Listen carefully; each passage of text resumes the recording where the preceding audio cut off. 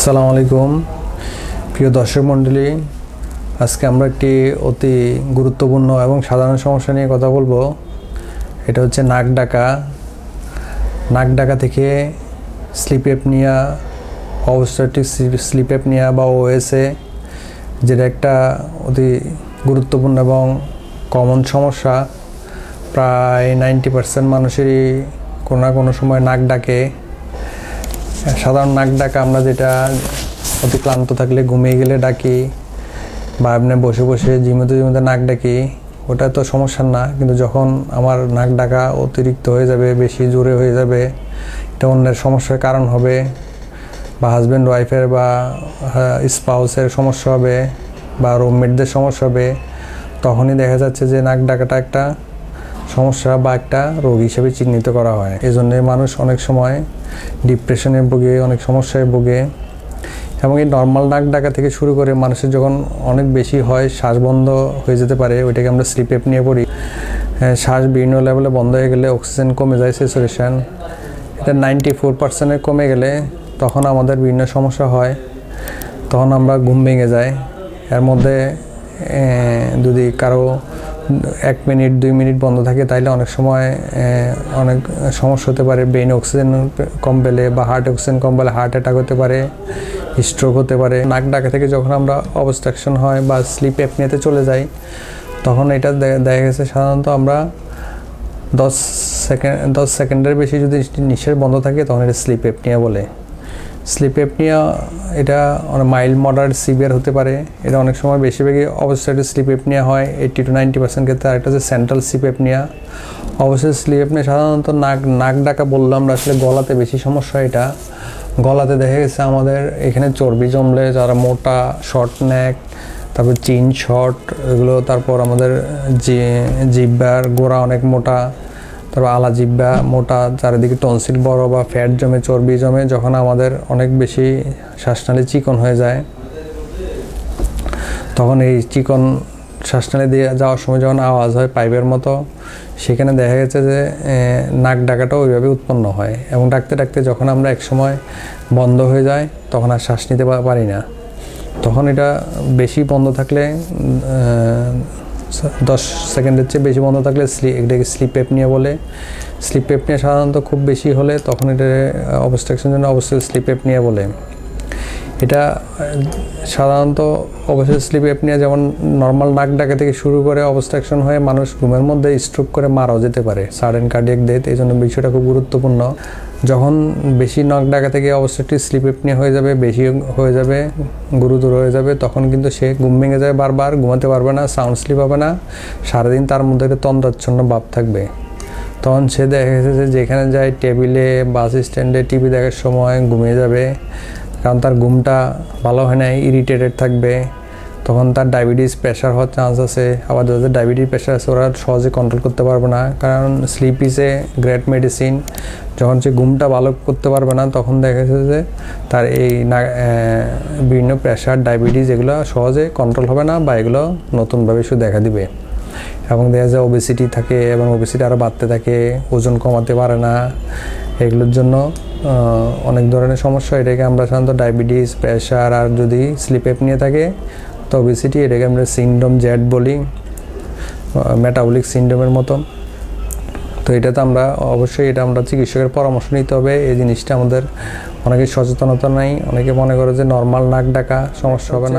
নাক কান গলা এক্সামিনেশন করে দেখে, আমরা ভিডিওতে দেখে, এন্ডোস্কোপে দেখে, তার একটা ক্লাসিফিকেশন করি, মেলামপাতি ক্লাসিফিকেশন বলে। এটা হা করলে দেখা গেছে অনেক দূর পর্যন্ত হা করতে পারে, গলা ক্লিয়ার দেখা যায়, টনসিল পর্যন্ত, নিচ পর্যন্ত। অনেকের দেখা যায় শুধু টনসিল দেখা যায়, অনেকের দেখা গেছে শুধু আলা জিহ্বা দেখা যায় না।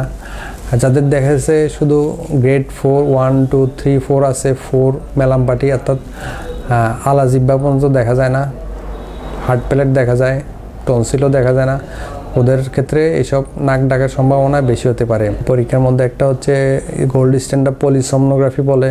এটা আমরা পলিসোমনোগ্রাফি সাধারণত ওভারনাইট পলিসোমনোগ্রাফি বলে। রাতের বেলা আমরা তার কতটুকু নাক ডাকে, ঘুমের কী অবস্থা, এখানে বিভিন্ন লিড বসিয়ে এটা 8 ঘন্টা ঘুমের মধ্যে তারা অবজার্ভ করে, ইসিজি করে, চেস্টের মুভমেন্ট দেখে এগুলো বিভিন্ন জিনিস দেখা। এটা পলিসোমনোগ্রাফিও করে। যখন সে ঘুমাবে তখন আমরা পালস অক্সিমিটার লাগিয়ে দেখলে স্যাচুরেশন যদি দেখি যে কমে যাচ্ছে 94-এর নিচে, ডেফিনেটলি সে অবশ্যই স্লিপ অ্যাপনিয়া রোগে ভুগছে।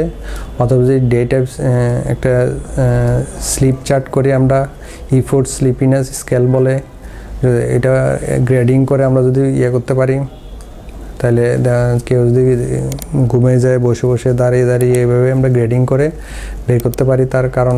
যেহেতু রাতে ঘুমটা ভালো হচ্ছে না, তাই দিনে ঘুমিয়ে যায় বিভিন্ন জায়গায়, তাই আমরা এটা করতে পারি দেখে। অথবা আরেকটা পরীক্ষা আছে, এটা বলে ডাইস বলে, ডাগ ইনটু স্লিপ এক্সামিনেশন।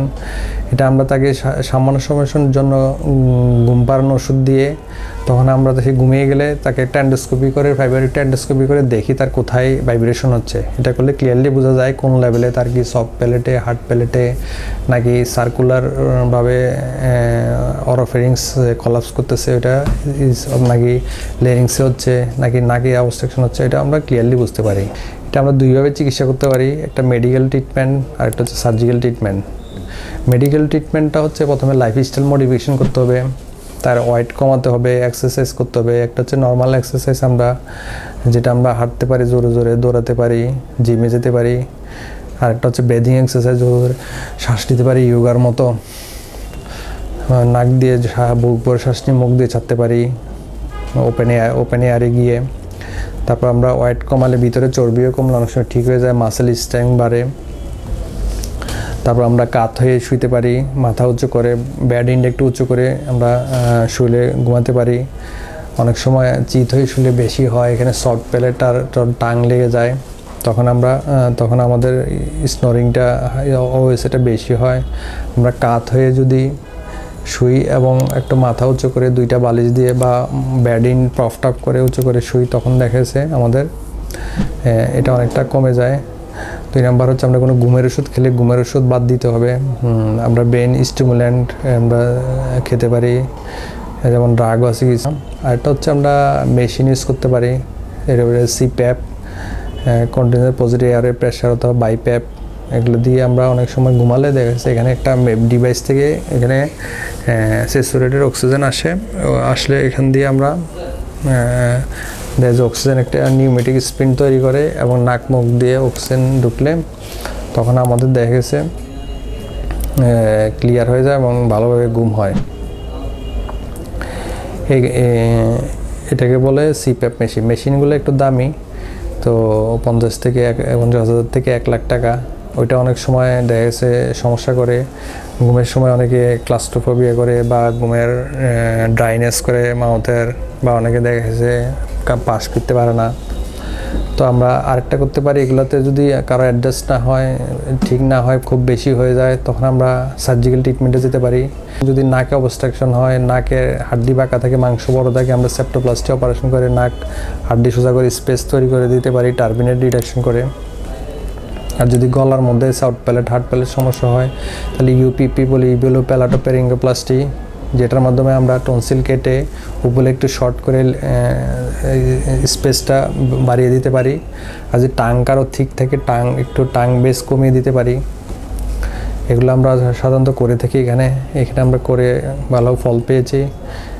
একটা পেশেন্ট ছিল যেটা সে সবসময় রাতে শুতে পারতো না, বসে থাকতে হতো, তাকে আমরা অপারেশন করে সে ঘুমাচ্ছে এখন দিব্য আরামে।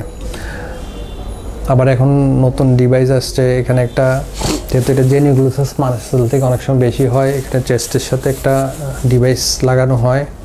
এটা বাংলাদেশে এখনও ওইভাবে চালু হয় নাই। ডিভাইসের সাথে এখানে একটা জেনিউগ্লোসাস মাসেলটা ইলেকট্রোড লাগানো হয়, তার মুভমেন্ট যখন বন্ধ হয়ে যাবে তখন একটা স্টিমুলাস গিয়ে জেনিউগ্লোসাস মাসেলকে এখানে স্টিমুলেট করবে, তাকে একটা স্পেস তৈরি করে দিবে। এবারে পেসিং বা লেরেঞ্জিয়াল পেসিং বলে, এগুলো আমরা ইউজ করতে পারি। আর রিসেন্ট আপডেট আর বিভিন্ন ধরনের সার্জারি আছে, রিলোকেশন পেরিঙ্গোপ্লাস্টি, এটা আমার কোথায় অবস্ট্রাকশন ওইটার উপর ডিপেন্ড করে। ওগুলো আমরা যেমন পেরিংস ছোটো করতে পারি, তারপরে মডিফাইড ইউবিপি করতে পারি, ইউবিলো প্যালাটোপেরিঙ্গোপ্লাস্টি, আমরা সফট প্লেট শর্টেনিং করতে পারি। এগুলো আমরা যার যেরকম প্রয়োজন রোগী দেখে এক্সামিনেশন করে ওই অনুযায়ী আমরা বিভিন্ন অপারেশনের মাধ্যমে পুরোপুরি সুস্থ করতে পারি। তবে সাথে সাথে তার ওয়েট ডিটেকশনের কার্যক্রমও চালু রাখতে হবে, কারণ অপারেশন পরও যদি ফ্যাট জমে হয়ে যায় আবার কিন্তু তার দেখা দিবে। তো ধন্যবাদ, আসসালামু আলাইকুম।